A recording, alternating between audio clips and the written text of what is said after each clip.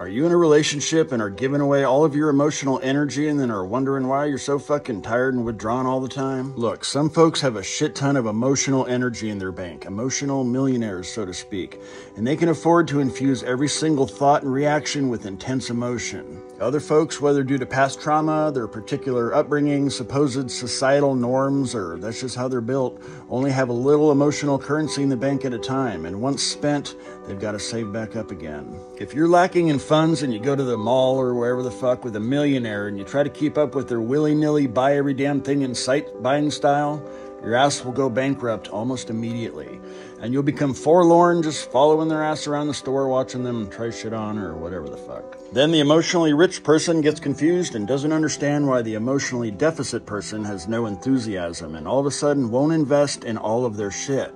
The emotionally deficit person tries to keep up with the amount of emotional energy that's being spent by their rich partner on what seems like every single circumstance or thought or conversation and gets exhausted and quiet, withdrawn, and wonders, what the fuck is wrong with me? Nothing's wrong with either types. If you are emotionally rich and have a free, flowing, full range of emotions, then congrats. I hope you appreciate it because not everyone does. And if your less emotional partner has to be particular about what they spend their small daily allotment on, try not to take it as you don't care about what I have to say or what I think.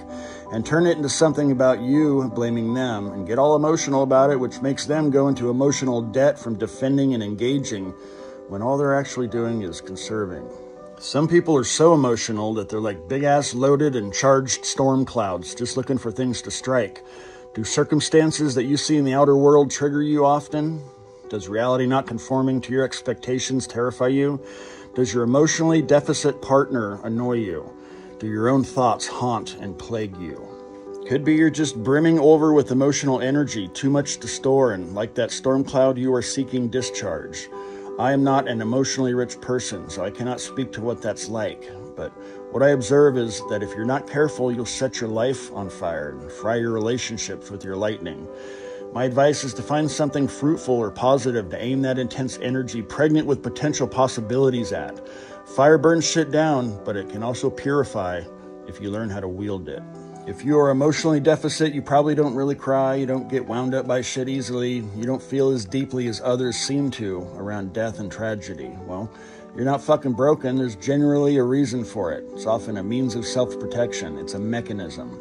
There's some good things about it, like you're probably really good at crazy or stressful shit, or maybe you're that calm rock that people look to ground. But also you may feel like you don't have a lot to give in relationships. You need to be alone frequently and like that.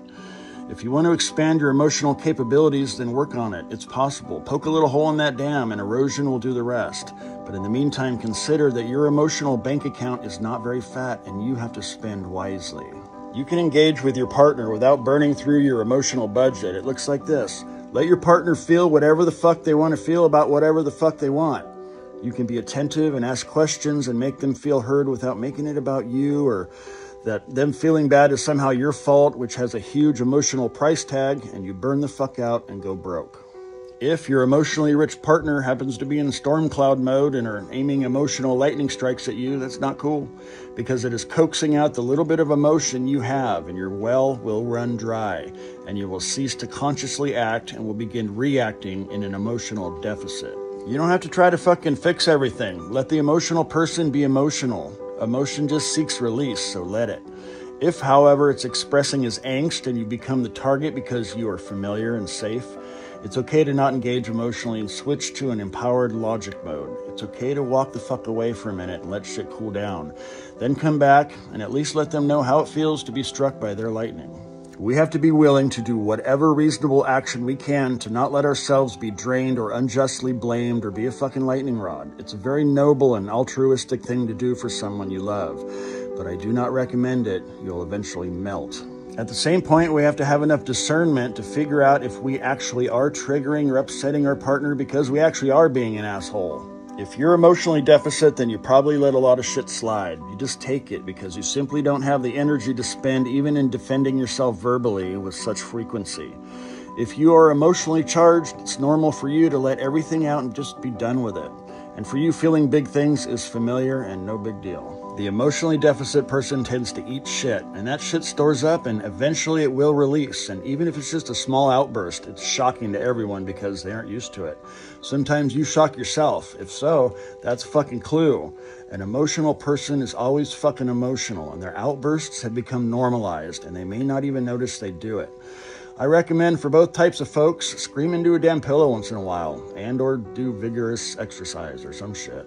It's paramount that we understand what kind of emotional person we are, and based on that information, have good comms with our partner. If you are emotionally rich and are prone to outbursts and you speak to your partner more harshly than you do your friends and coworkers, that may be a clue that you've become accustomed to releasing your shit on your partner.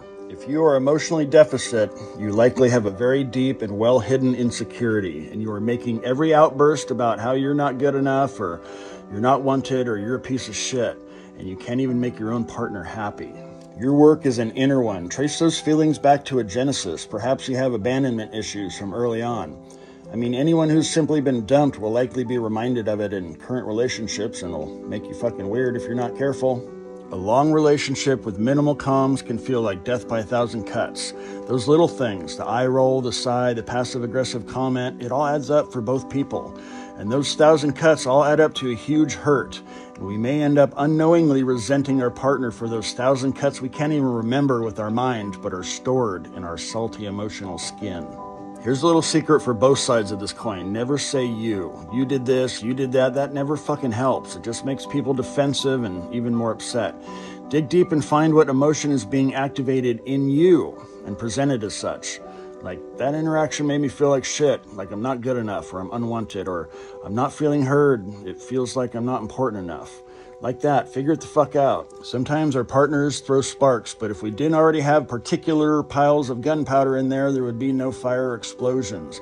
If you push, they will push back. But if you create a void of vulnerability, it presents an opportunity for them to flood in. And if they love you, they will.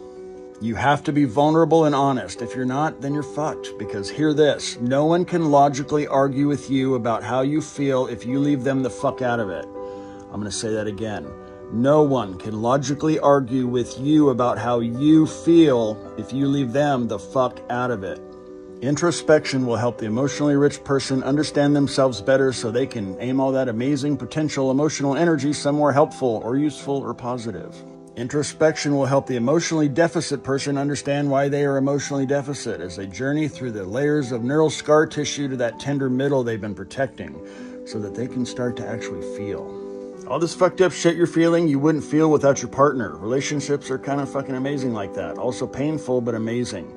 If you dig your heels into I'm right and you're wrong, then what the actual fuck? You are wasting an incredible opportunity to figure your own shit out so that you can lighten your load and just maybe be happy. We observe in nature all the time opposite things that become attracted to each other. And so I suspect that a lot of couples find themselves with someone who is emotionally opposite. We are all individual apertures of experience through which the entirety of existence is peering through to experience every iteration of what it's not. And so in our temporary duality, we amorphously long for our original nature. And so we seek out partners who are opposite of us in an attempt to satisfy that deep, mysterious longing to be whole. So, quit fucking it up. Understanding them will help us understand ourselves. Fuck it, this isn't tug of war. Drop the rope and lean in. Instead of fighting and defending, try collaborating and expanding. I hope this helps. Go do you. Toodaloo.